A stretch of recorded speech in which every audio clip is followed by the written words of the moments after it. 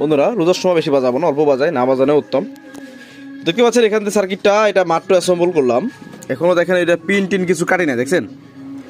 এখানে হচ্ছে এই যে বোর্ডটা দেখতে পাচ্ছেন, এই বোর্ডটা তো একটা ভিডিও দিয়েছিলাম যে দুটো রেকটিফায়ার সহ দুটো ভালো মানের পাইসনের 100 ভোল্ট 10,000 এমএফডি যে ক্যাপাসিটর আছে, ভালো মানেরটা, সব থেকে জানা মতে ভালো মানের মধ্যে একটা।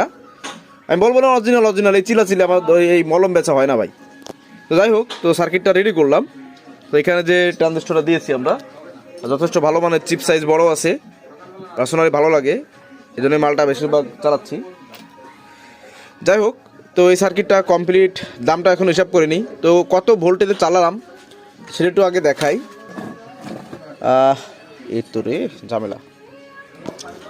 এখানে আমি 49-50 ভোল্টের মতো আমার ট্রান্সফরমার দিয়ে এটাকে আমি চেক করলাম, তবে রিকমেন্ড এর থেকে কম ভোল্টেজ দেওয়ার জন্য।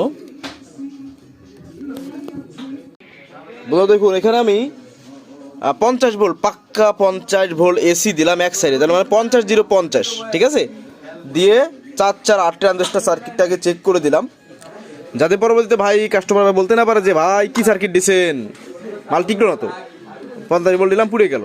তা আমি কিন্তু আগেও বাজাইছি, না বাজায় তো আর ভিডিওতে আসা যায় না, তাই না? আর তো চিটিং ফিটিং করতে বসে নাই, হয়তো কার্যক্রমে কোথাও কোনো ভুল টুটি হতে পারে, এটা অন্য হিসাব।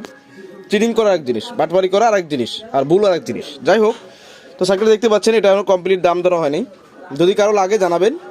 তবে এই ট্রানজিস্টর হিটসিং বাদে এই বোর্ডটা, ক্যাপাসিটর, রেকটিফায়ার ফুল বোর্ডটা চেক করে কয়েল করে কমপ্লিট 1500 টাকা দাম। এটার সঙ্গে শুধু এখন ট্রানজিস্টর, স্ক্রু মাইকা আর হচ্ছে এই যে রয়েছে হিটসিং, এইগুলো দাম শুধু যুক্ত হবে। আপনারা চাইলে এখানে এর থেকে হেভি মানের হাই হিটসিং দিতে পারেন, ওটা আমার কাছে নাই, যেটা ছিল সেটা দিয়ে কাজ করলাম। যদি কারোর এখন বোর্ড লাগে জানাবেন। দেখতে পাচ্ছেন